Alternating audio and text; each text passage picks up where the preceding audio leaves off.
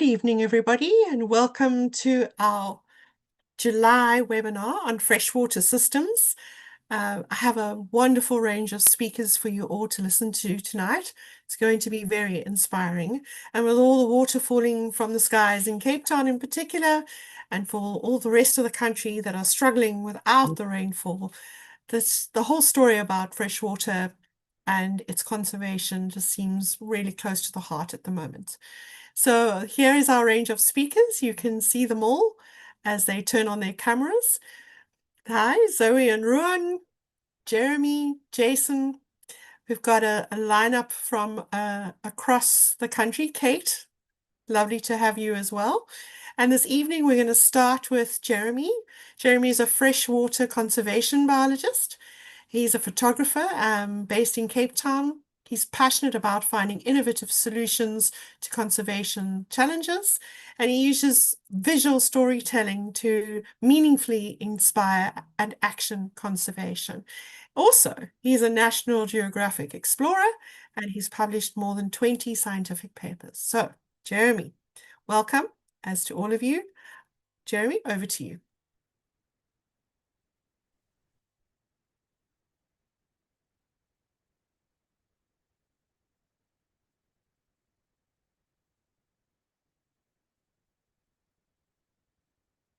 Thanks for having me. And yeah, just greetings to everyone in the audience. And let's dive straight into it, dive into the water. So, the title of my talk is The Day We Poisoned the River. And I'm a conservation biologist at the Freshwater Research Centre, which is a nonprofit based in Cape Town. And I work with a bunch of amazing researchers, including Kate, who I think is going to be speaking next, or one of the next sessions. So without further ado, here we go.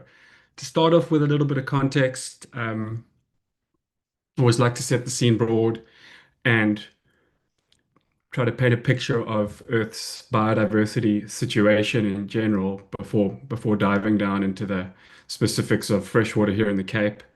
And WWF have been tracking this index called the Living Planet for the last 50 years, which is a composite measure of population trends of a whole bunch of different kinds of species that have been monitored for 50 years.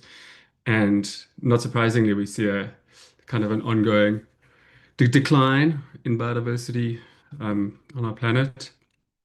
This is the most recent sort of picture that came out of the last year's update. And then when you separate this trend by ecosystems, you see that it's not a good picture in any of the different ecosystem types, but that the decline of biodiversity in freshwater is sharper than that in marine and terrestrial. 85% decline in the populations of freshwater species that have been monitored for the last 50 years. So it's not a great picture to start off with. Um, Coming a bit more locally to South Africa, every 5 to 10 years, we do a biodiversity stock take. It's headed up by the National Biodiversity Institute at SANBI, and this is just really to gauge trends in ecosystem status and species trends. And for the last few years now, what we've been seeing is it's really the freshwater ecosystems that are coming out as the most stressed and degraded ecosystem types in our country, and the freshwater species that are the most threatened group um, in South Africa.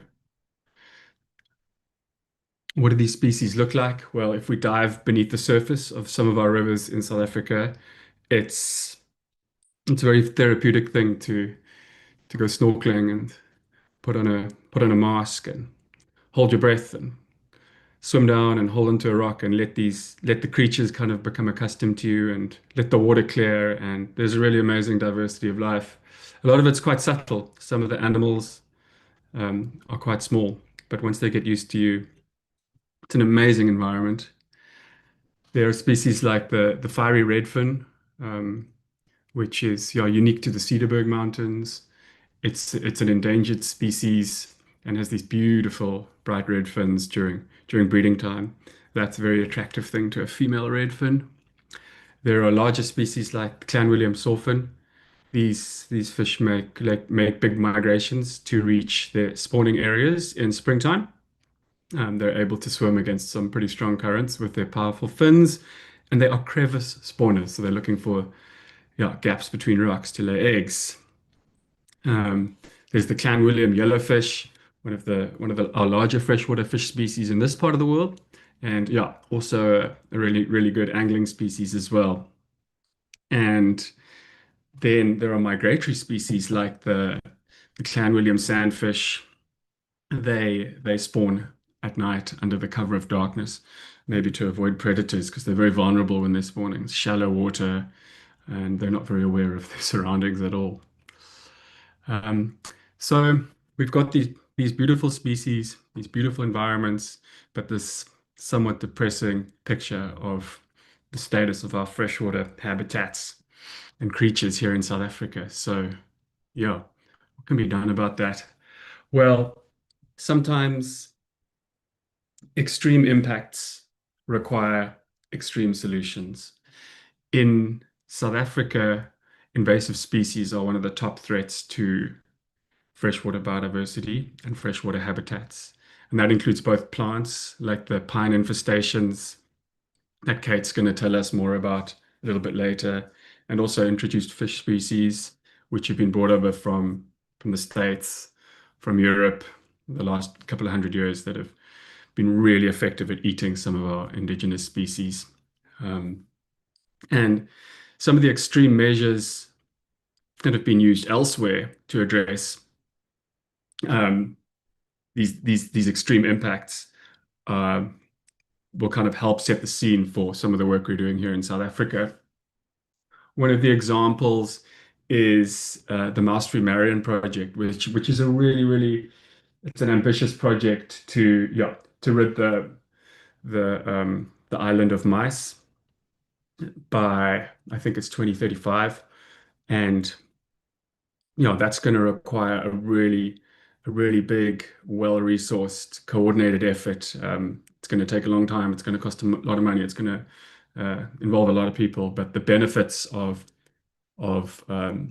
clearing invasive mice that came over on ships a long time ago will be huge because these mice prey on seabirds, especially young seabirds and their eggs. Even more ambitious, perhaps, is the plan to remove introduced invasive predators from New Zealand by 2050. And there was a whole long article on this in National Geographic actually a few months ago, and it's a very ambitious, probably the most ambitious invasive species restoration project I've ever heard of.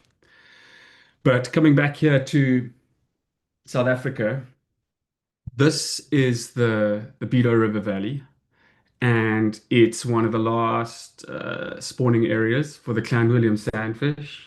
Showed you guys the sandfish a little earlier, the one that was uh, spawning at night. And yeah, it's an endangered species. It's actually South Africa's most endangered, most threatened migratory freshwater fish. The interesting thing about sandfish is they're a little bit like wildebeest in some ways, in that within a species you can have both migratory and resident populations. So the migratory populations hang out in the Doring River um, during summer when there's not a lot of water. The Doring is a fairly big system that's that flows between the Cederberg Mountains and the Tankwa Karoo, and it's got these big pools with water all year round. But after the winter, a lot of the smaller tributaries start flowing. Flowers come out, and the sandfish swim upstream to spawn in tributaries like the Bedo that you can see here. And yeah, they'll lay eggs, young will hatch, but a lot of those young get eaten by invasive fish and run out of water as well. So down there, we've for the last 5 years been doing a species reintroduction program where we're rearing sandfish in off-stream dams and then reintroducing them to the wild when they're big enough to survive better. And that way, we're increasing that migratory population 1 year at a time. When we started in 2020, there were about 180 of them left. So it's a small number of fish, and yeah, now they're no, closer to 600. So we're we've got something that works, and now we're looking to scale that up. But on the other hand, where the green circle is, there's also a resident population of sandfish. So down at the bottom, the yellow circle, migratory, upstream, resident, same species, same river, two different approaches to life. And it's this resident population that we've been focusing on more recently. There's a very short stretch of river right at the top of the Bido Valley that's got 5 species of endemic freshwater fish, including the Clan William sandfish, but they're limited to 1 kilometer of river. Bass and bluegill, North American predatory species, have invaded all the way up the river from the Doring. And they've just hit a little waterfall um, close to the top. So that's why there's only this short 1 kilometer section that's bass free, and that's where the last refuge for these species in this system. So our plan with this conservation project was really to see if we could extend the range of these indigenous species downstream by removing bass and bluegill from 10 kilometers or 9 kilometers of river. Another invasive species is the sharp-toothed catfish. And that's the plan to extend that green habitat range. So how did we do that? We used a piscicide called rotenone. It's a natural compound that comes from the roots of a South American plant. It's been used for a long time by local communities to hunt fish in the intertidal.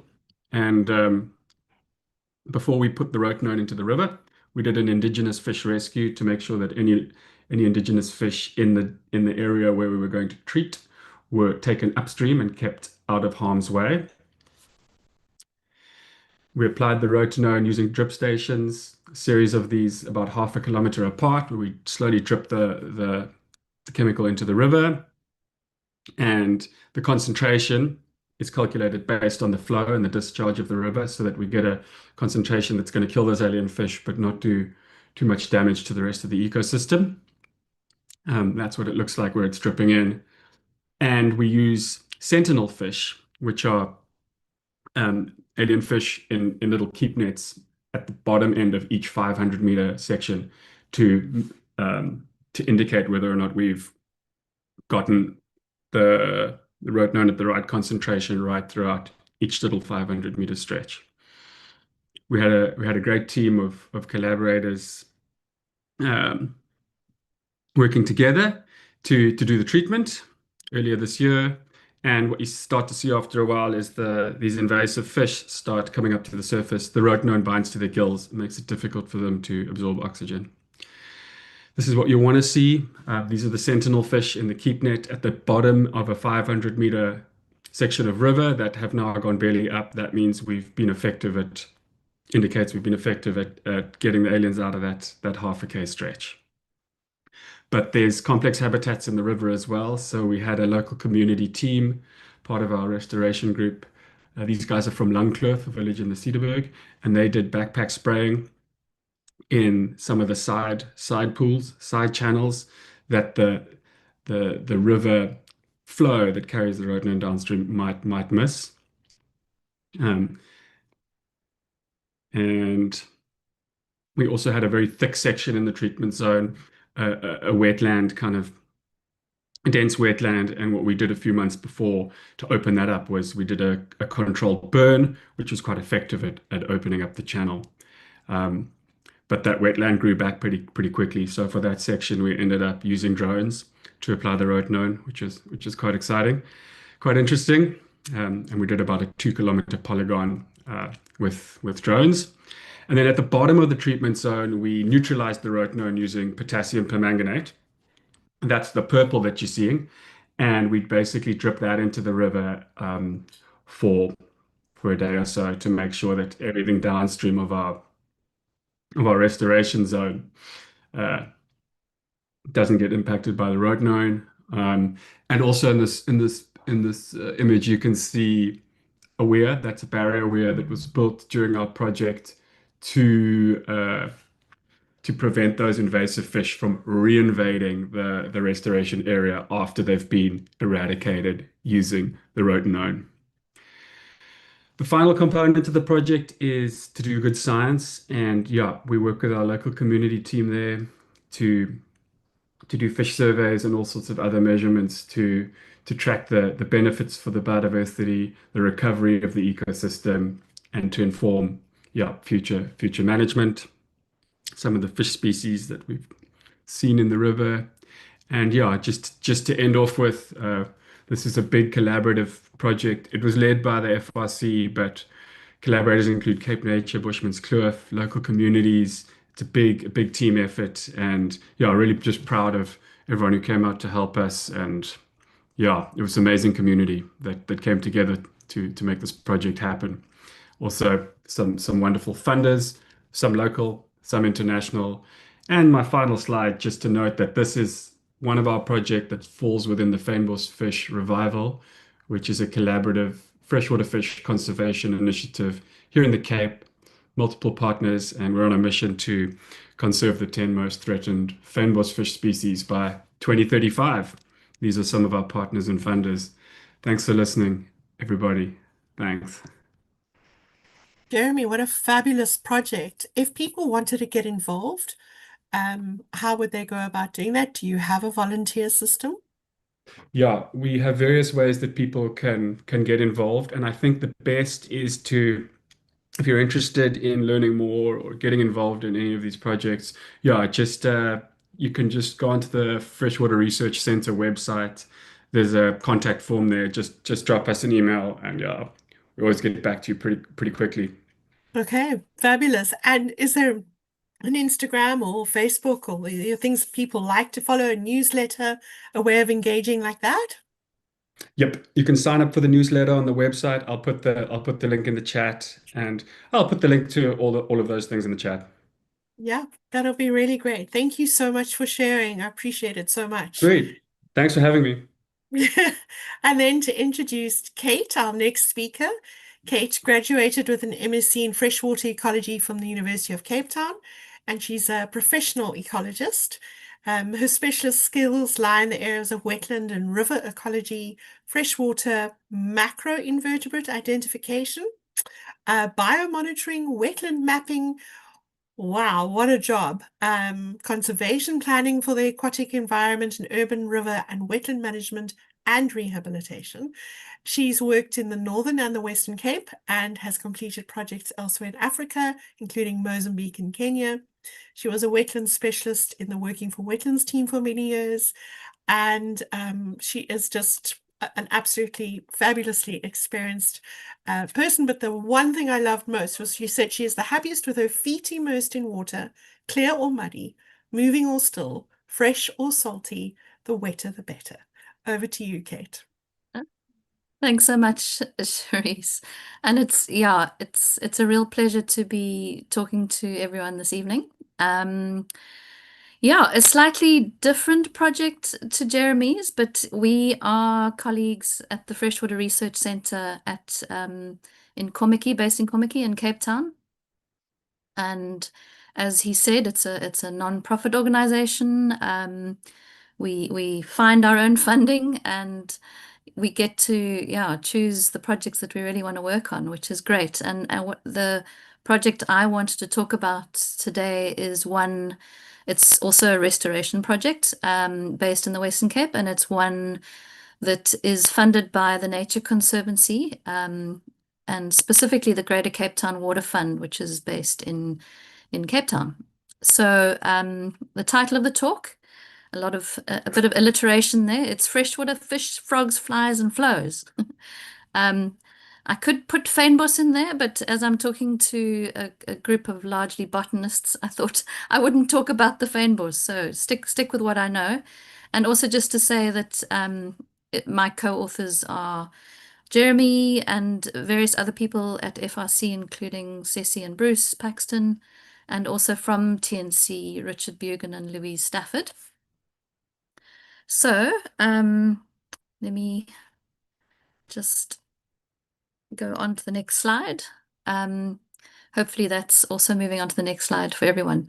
So basically the background to the project, the Western Cape suffered a drought, a serious drought from 2015 to 2018. And in addition to that, Cape Town's population is growing really fast, and water demand is expected to outstrip our current supply within a few years. Added to that, the city has an over-dependency on surface water. 90% of our, probably over 90% of our supply is coming from dams that are on or next to the large rivers around Cape Town. And that needs to change. And the city is looking to other means of securing water supply. So that's the water resource context. We got to almost day zero, which put the fear of drought in us. We have a fast growing population and river water that isn't going to last. It isn't going to supply enough. So we've got to look at other ways of securing water. And the Nature Conservancy's Greater Cape Town Water Fund has embarked on a very ambitious restoration project, which is to clear thirsty invasive plants from 7 priority catchments that supply water to the Cape Town area and also the Atlantis Aquifer area. So the reason behind this is to try and increase surface flows and groundwater flows to the city's biggest water supply dams and the well fields, which are increasingly becoming important to the city of Cape Town. So specifically, the aim of the project is to add 55 billion litres of water per year, which equates to about 2 months of water supply to Cape Town, and add that to the water network by next year. And that equates to about 50,000 hectares of invasive alien plants. I'm not going to go into the detail of how far that clearing has been successful so far, but it has been an incredibly successful project to date, and they are on target to clear those areas. And it's obviously seen, we know and we've heard a lot about the fact that alien invasive plants lose water much faster than the indigenous fynbos species. So we don't need to go into that in any more detail, but it has emerged, or that the clearing of alien plants has emerged as a critical and cost-effective way of improving water security. Because it's cheaper than desalination, it's cheaper than water reuse or groundwater abstraction, and it has many co-benefits for biodiversity, ecosystem health, and also job creation. So the people who actually have to head into the hills up to high altitudes to clear those aliens, a lot of jobs are created in that process. And TNC and the Water Fund are partnering with the City of Cape Town, obviously, but also other water user associations around the Western Cape, WWF, other municipalities, and various other organizations to do the clearing. So as I said, it's a critical and cost-effective way of supplying water. The graph on the right was a fairly recent resource economic study, which looked at the relative cost, unit cost of supplying water, and also how much water would be added to the system through those ways of supplying water. And what came out at the top is that the removal of invasive alien plants from those 7 priority subcatchments around Cape Town is not only amongst the cheapest option, but it also provides more water. So a fairly obvious way to improve the water security of Cape Town. So just to zone in a little bit on the work that we've done as the Freshwater Research Centre, and just to provide a little bit more of the biodiversity context for the project. And I have to acknowledge Jeremy for the wonderful photos that he's provided for this presentation. But yeah, we know that the fynbos is incredibly biodiverse, but what's happening underneath the surface in our rivers and our wetlands? The rivers in the Cape Fold Mountains in the Cape Floristic region are home to aquatic fauna that are descended from some fairly ancient groups, known as the Southern Temperate Gondwanaland fauna, representing the oldest and probably some of the least disturbed groups, aquatic groups on the African continent. And these tend to be species that prefer cold water temperatures. They like pure water quality, And they also like perennial flow regimes where most of the water is falling in winter. And a lot of these groups have persisted due to the relative stability of the climate and the age of the geological formations in the area. So very similar to the fynbos species, really. But similarly, this has resulted in very, very high endemism amongst aquatic macroinvertebrates, with an average of about 64% of species being endemic in the Cape Floristic region. It's particularly high, interestingly, for the crustaceans. There are not a lot of freshwater crustaceans in our rivers, but one of the more common critters that we see are the amphipods, and about 96% of the amphipod species in the Cape Floristic region are actually endemic to the region. And if you look at the insects, the endemism ranges from about 18% for the odonates, those are the dragonflies and the damselflies, up to about 92% for the stoneflies, the Plecoptera. So very, very special invertebrates that we get in our rivers and also our wetlands. So that's the biodiversity context to the project, and we've been specifically involved in the monitoring of the response to the invasive alien plant clearing. So there's monitoring equipment that's gone in to monitor the water quantity. You see on the right some of our colleagues from the Nature Conservancy who are monitoring the discharge. We're monitoring some of the water quality parameters in our streams, and also riverine habitat. So what kind of habitats are available for the invertebrates, the fish and the frogs. But then very importantly, we're monitoring the biotic response to the alien clearing. And amongst these would be the terrestrial vegetation, aquatic invertebrates, fish and frogs, that's where we come in, and also wetland health. So the overall condition of a particular wetland that is downstream of the alien clearing activities. And we also, in more recent times, monitoring the response to different ways of clearing aliens, the alien invasives. So let's just locate ourselves. Those are the 7 catchments. You can see them in relation to the city of Cape Town. Most of them are actually outside the city of Cape Town, but really important to the city. The catchment that we're working in is the one just near the word Franschhoek, which is kind of the upper catchment of the Theewaterskloof Dam. And the zoning into the sites that we're looking at, we have a number of sites located around Theewaterskloof, so all upstream of the dam. And there are alien clearing activities occurring in all of these catchments. There's been alien clearing in the Upper Riviersonde End catchment going on for many years. There's the Amandels River catchment on the far right, which is a catchment that recently burnt. So we're looking at the response to the removal of alien invasives through burning. And in this particular case, it was actually a wildfire.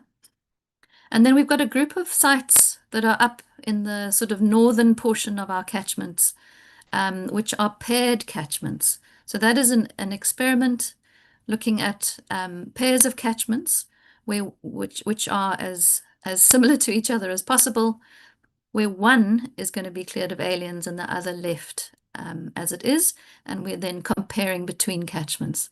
So slightly different kinds of clearing occurring across those catchments, and we're monitoring the biotic response to all of those. So just a quick zoom through some of the data that we're collecting. It might seem an obvious thing, but we're trying to connect the various faunal groups to the kinds of flows that we're seeing in the streams that are downstream of alien clearing activities, and to see what are the links between the various species and groups of taxa and flow. And we're starting to see some really lovely results where we've got, this is a particular group of species, the galaxids. There's a photograph in the background there taken by Jeremy. This is the group Galaxias zebratus, and we've come across 2 species. Interestingly, the galaxid fish are now being divided probably into 15 different species based on recent DNA work. So a very diverse local group of fish.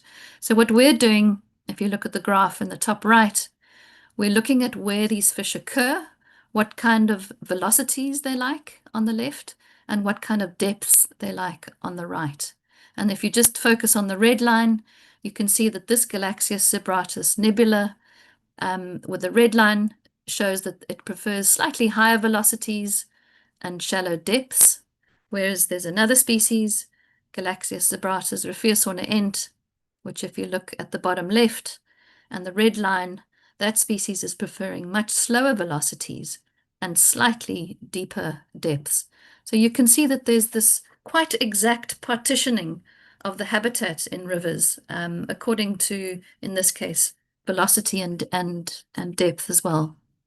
We're also looking at some of the flies. We've got the Synlestides, which are the damselflies, and again we've got the group which, as you can see in the top right, prefers the slightly slower velocities if you look at the red line, whereas if you look at the black flies, the simulids, they're actually preferring slightly faster velocities. So again, a very exact kind of niche partitioning that's happening in our rivers. And what we're doing is wanting to compare before and after clearing and seeing whether there's a change in the communities because we have a change in flows.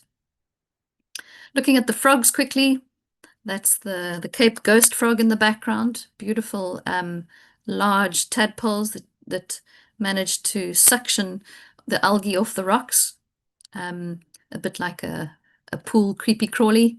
But this is a species that quite likes faster velocities, so you tend to get them in riffles and runs under and around the rocks.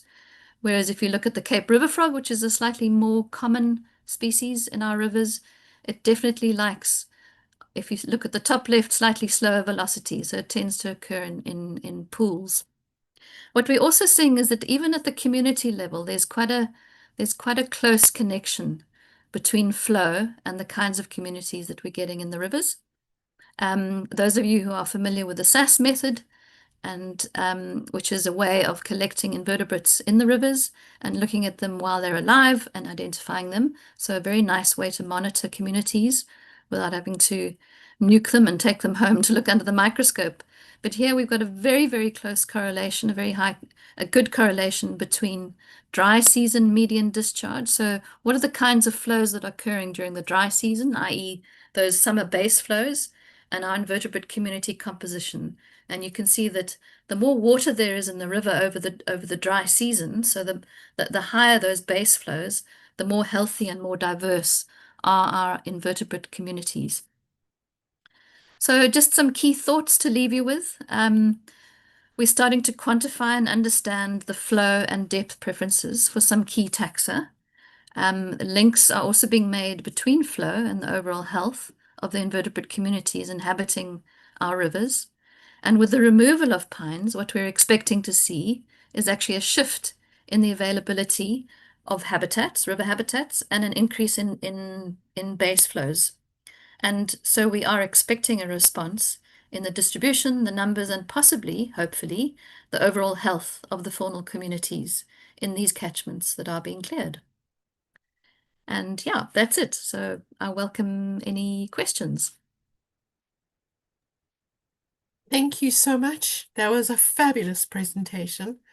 So good to know that Thank you. something's been done about the water. I think we all live in dread of another drought. It's going to be happening more and more. And any action that helps us be better prepared for that and saves the water, it's absolutely wonderful. Kate, Yeah, thank you so good, much. good for people and for everything that's living in our rivers and wetlands. Definitely. The photos are beautiful, Jeremy. So that enhances Yeah, any thanks. presentation. So you guys make a great team. Thank you Thank so you. much. All right, Thanks. if there are any questions for Kate, I'm going to move on to Zoe and Rob, but please post them either in the Q&A or in the general chat.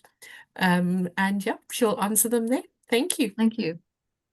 Zoe and Ron, just to put your cameras on. So Rowan Siebert is a botanist with an extensive background in ecosystem um, restoration, and Zoe is a restoration practitioner that has a background in permaculture and indigenous landscape design. Together they have a business in the Garden Route area called Keep Rooted. But this evening they wanted to share with us a passion project they started in 2020 called the Respect the River Project. And they both have this passion for systems thinking and contributing to the conservation of their wild or the wilder ecosystems and clean waters flowing through the rivers. They both grew up in the Garden Route and have a deep appreciation for the natural beauty of the Outeniqua Mountains and rivers. But they have been concerned for this amount of time, since 2020 or before that, with the degradation of the rivers closer to urban settlements, and particularly the Malchus River. So I'm not going to say much more about the project. I'm going to let them speak to it, but it has been something that they're very proud of because they've had this holistic approach to restore parts of the Malchus River and the riparian edges and the water health in general with the community and the residents involved. So over to the two of you to share more. Thank you, Cherise.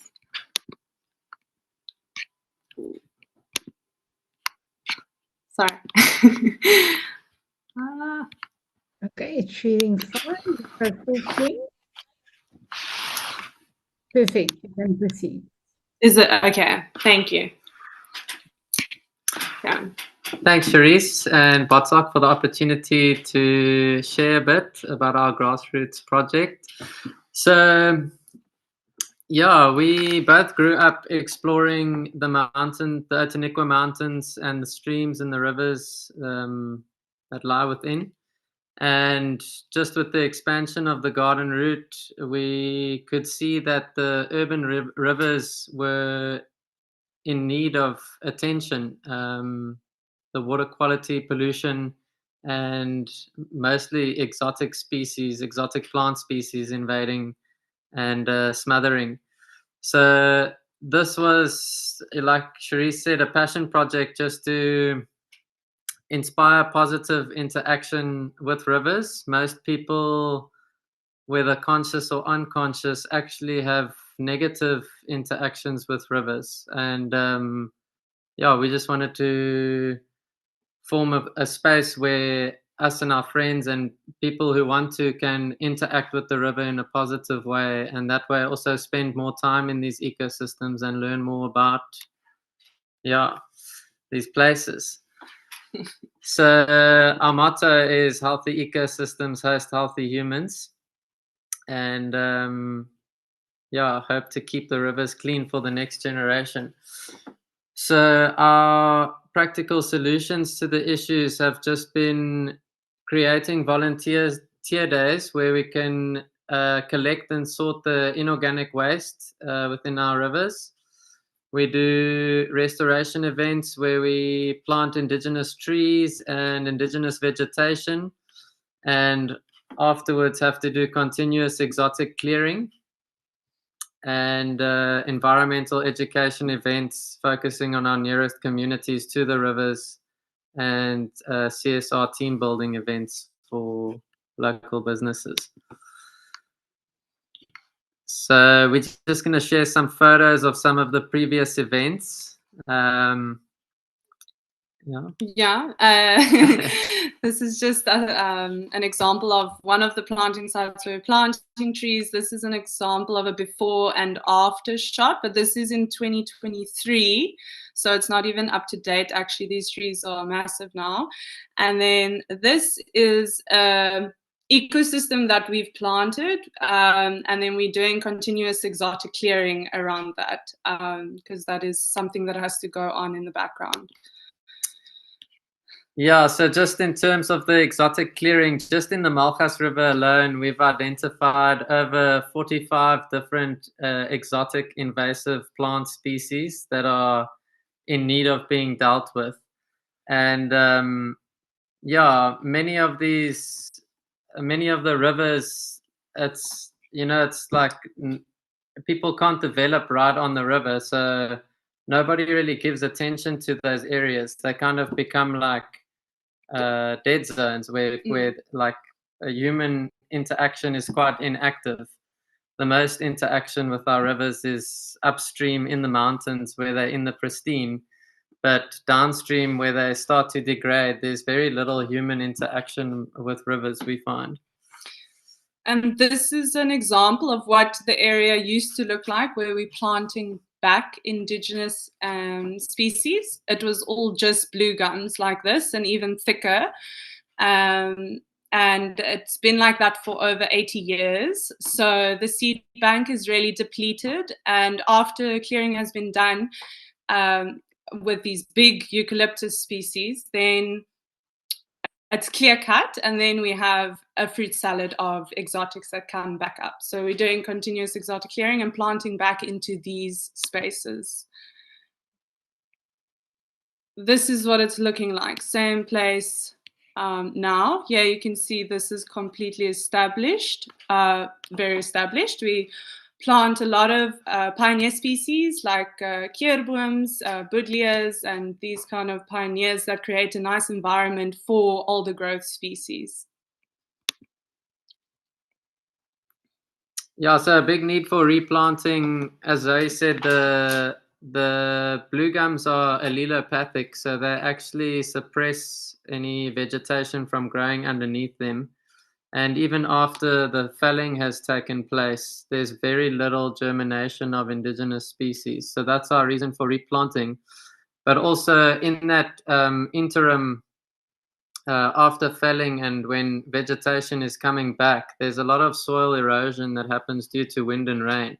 And if I can just go back to this photo over here, this bank over here, you could see with almost every rain, there was soil washing down off these rocks into the river, which is also not good for the freshwater species that live within the river, because the sedimentation, yeah, it's bad for all sorts of reasons.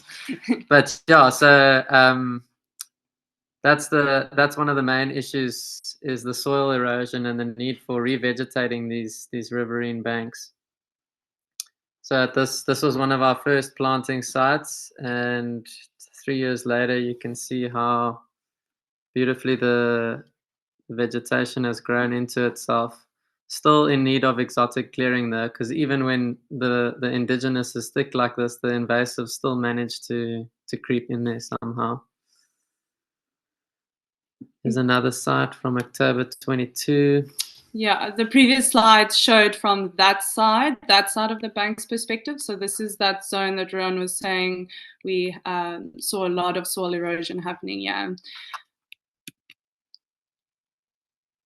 And then this is what it's looking like now. It's really tough to get the right shot because there's a whole forest there. Yeah, now. you're actually standing in the understory of the vegetation, so it's difficult to get a fixed frame shot, but yeah, it's looking really good.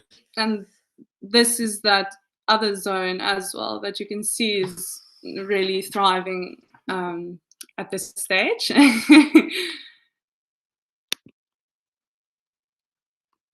And then, like I mentioned previously, we start off with planting a lot of pioneer species that create a nice nursery zone environment for older growth species, such as your yellowwoods, Cape saffron, or alder, forest alders, or all of those.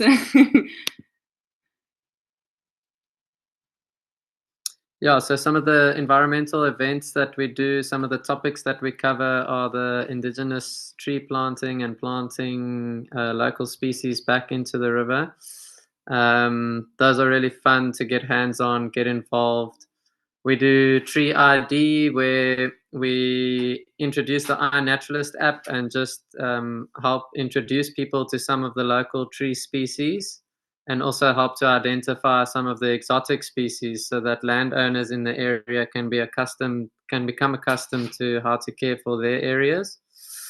We do low impact invasive clearing, where we do mechanical clearing, mainly using tree poppers and machetes and things like that. We try not to use herbicides so close to the water course. So most of our exotic clearing that we do is done mechanically. and it's been an interesting journey learning how like almost all the different species have different ways of mechanically managing them, you know. They have different survival techniques, and you've got to kind of get creative with how to overcome those.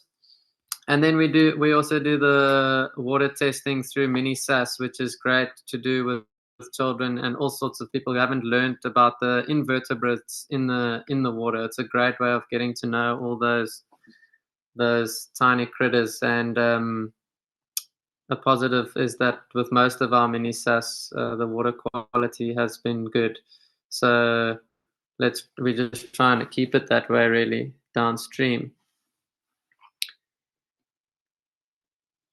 Some photos of some of the events. Within this year, we've partnered with Upwith Downs School, who lives quite close. The school's quite close to the Malgas River, so it's been a great partnership.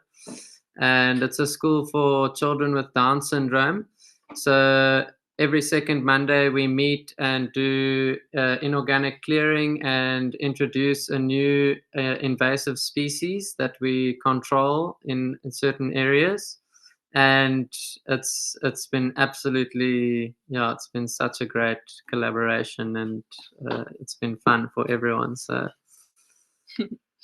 and we've also we do workshops and events with school Kretsenswip, which is also a school for the kids from Blanco. And the Blanco community is one of the first communities located on the Malgas River that has a negative impact on the river, because there's a lot of dumping that occurs, and the kids and a lot of people from Blanco use the river and try and fish in the river and interact with the river on a daily basis, because they live within 20 meters from the river. So we find it's really necessary to educate our community members that are living on the river how to have a more positive impact on the river, and also giving them tools as to see, is this river or ecosystem in a healthy state or not, and what can I do to contribute in a positive way.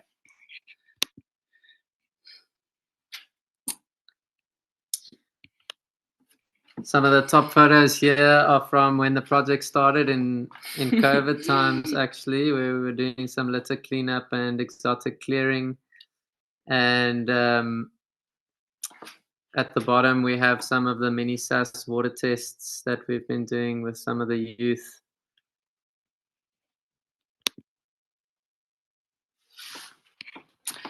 So with respect to the river project, we had something quite amazing birth from it. This is made from 2-liter bottles, but that's a whole story in itself. But it's just really amazing to see what how creative you can get with inorganic waste, and what we can use it or make new things of it and upcycle. And then we also have joined forces with our artist friend Ilse Erasmus. We've asked her to help us depict all the animals that are present within the Malgas River that we witness and see. These are just some of them. And yeah, it just really shows that even though the Malgas River runs through like urban settlement, it's still a wildlife corridor. We have bushbuck, we have otter, we have so Duffy's golden mole, which is endangered species. This is endangered species. But when we work in the river, we often interact with these animals, and you only see one or two at a time. So we've been trying to depict the animals and put them all together so that people can see why the corridor is worth conserving. And like Zoe just said, in one of our restoration sites, we've recently found the Duffy's golden mole, which is an endangered mole species. And that's just made the restoration feel so rewarding. So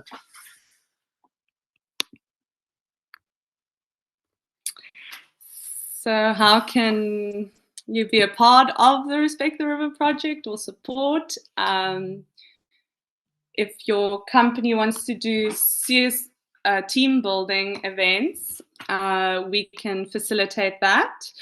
And we also do volunteer-based tree planting events. If we get a nice tree sponsorship, then it's open for the public to join. We really need more sponsorship on the exotic clearing side, because that is something that needs to continue in the background all the time. And then donate funds to our Back a Buddy account, because we have lots of, especially for exotic clearing, basically, and litter cleanups. And then we also need a bit more better technology for better data capturing.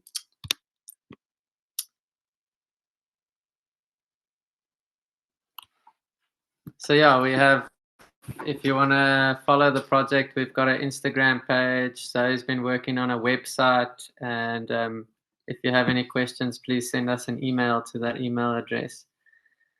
And yeah, thanks for the opportunity to share. We really appreciate it. And yeah, I hope that this inspires more people to get stuck into the rivers that they live close to and check out their status, because yeah, we all have an opportunity to make an impact on the ecosystems that we live close to.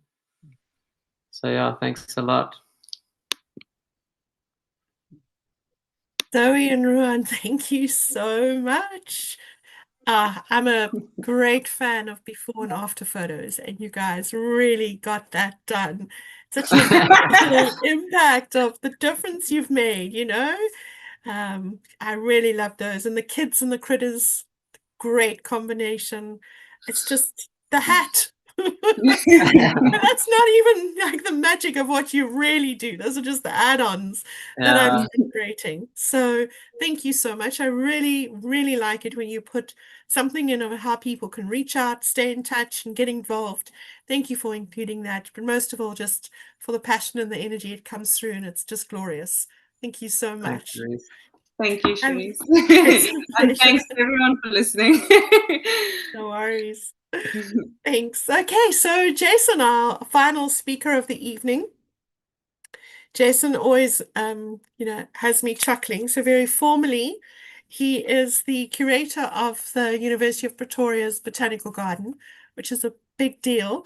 But what he really wanted to say is that he is the professional digger of holes.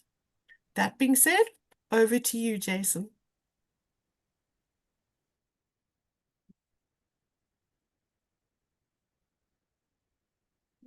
Good evening, everyone.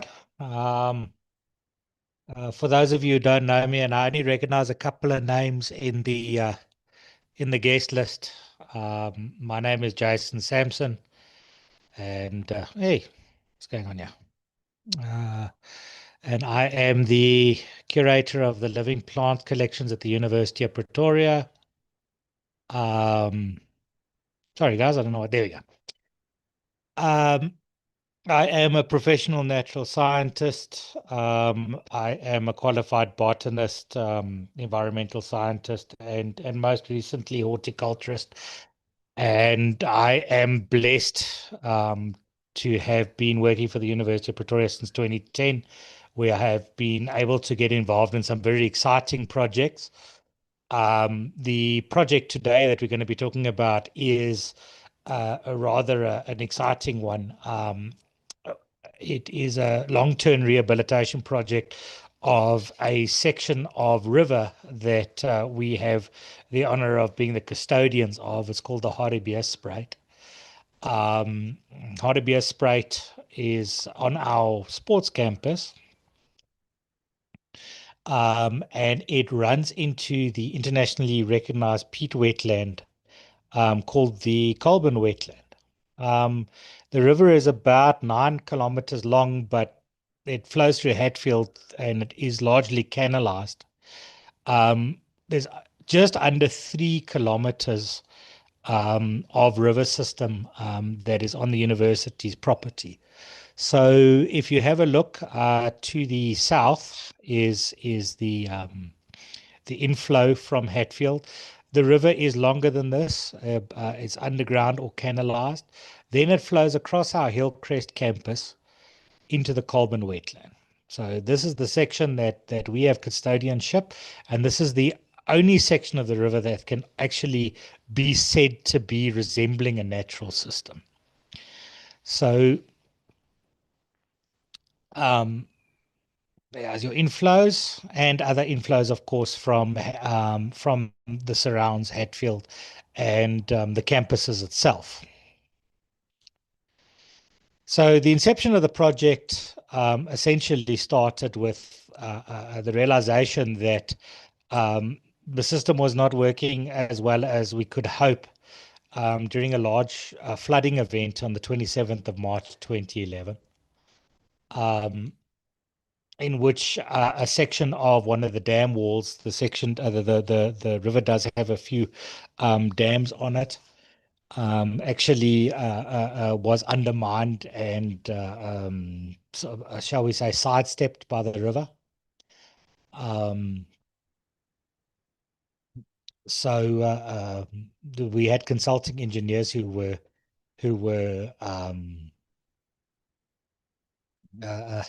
sorry, they were appointed to prepare proposals for stormwater attenuation measures. So it was a firm of engineers, and of course they came with proposals that were 100% traditional engineering solutions.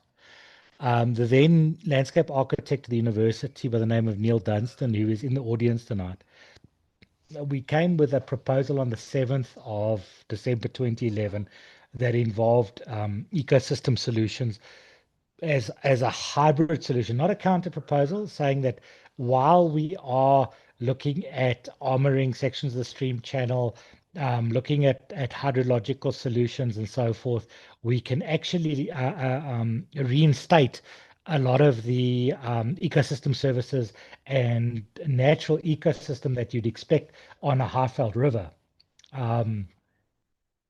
Now, this whole thing formed part of a larger discussion regarding sustainable urban drainage systems. One of the projects that we actually used as an example of a successful project that we'd done before was the rainwater harvesting garden on Hatfield campus. Yeah.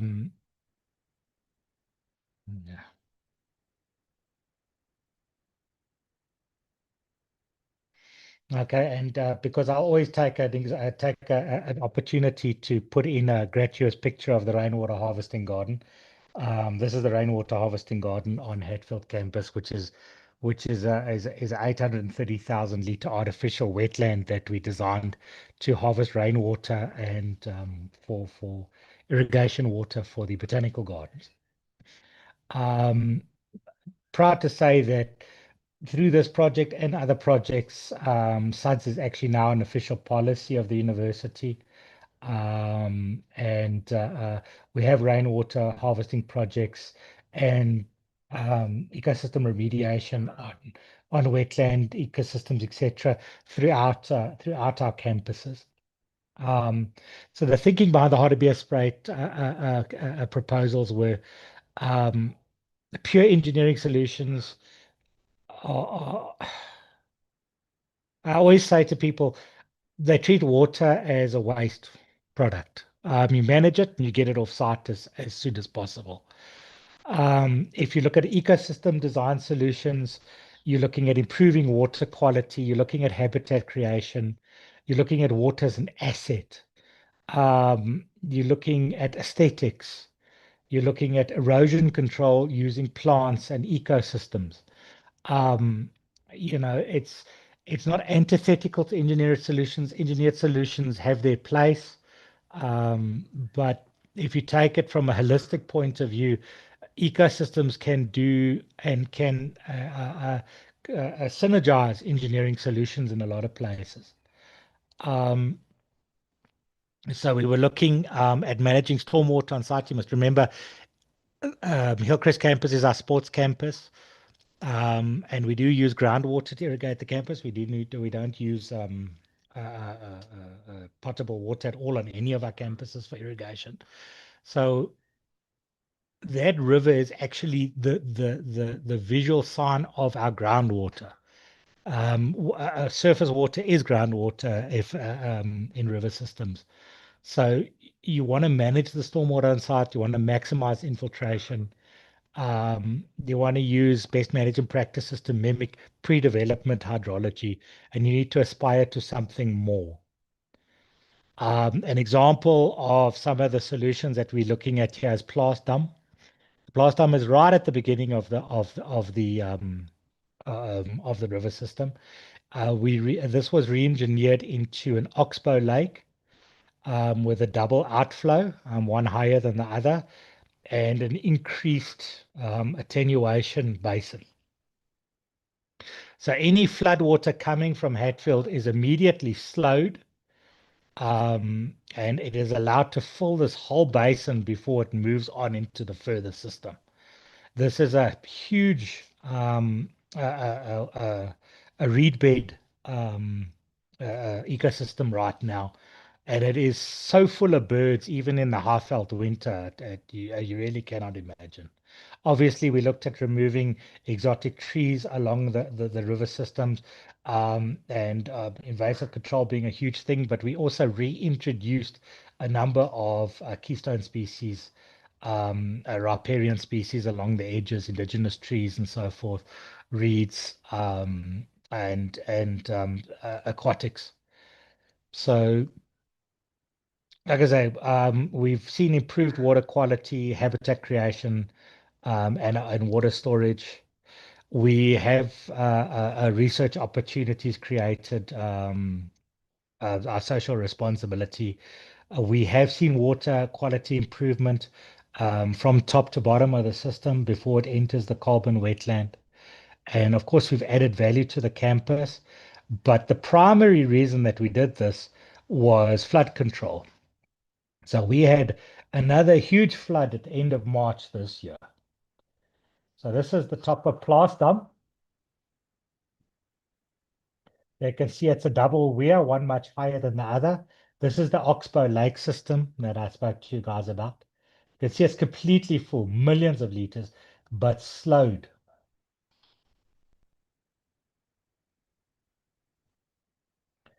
And then at the bottom of the system, now this system is normally actually, and this is one of the this is a section that I'm particularly proud of. It's actually an underground treatment wetland. The river normally actually flows under the surface here in a normal flow situation, and that's flowing to the last dam that before it enters the Colburn wetland. It's a polishing wetland, but here you have your flood. But as you can see, the water has been slowed to the point of harmlessness. That shallow water, we're talking about sharp-toothed catfish. There must be 10 million barbel in there. They like to mate in shallow water like that. They're not an invasive species in our water systems. We can say that floods in previous years have caused damage to the river system. This particular flood didn't create any noticeable damage. And obviously, you want to create all of these things, but one of the big reasons that we looked at fixing the river was to manage floods, and the system manages floods as well as the 100 other benefits that we get from it. But the last thing that I want to say is from inception through to completion was 2011 to 2018. So these kind of projects take time and patience. Thank you very much.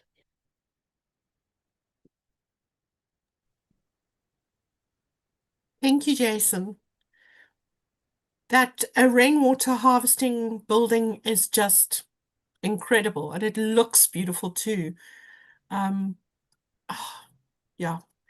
That's a whole other project and a whole other presentation. Okay, I'll bear that in mind. It seems to be water's been my theme this entire year. I've been trying to move on to other subjects, but I haven't been able to swim away from the water subject, so I might have you back. If there are any questions, now's a quick chance to put them in the chat for Jason. But otherwise, if all the presenters could just turn their videos on, please. Just give you a moment to do that.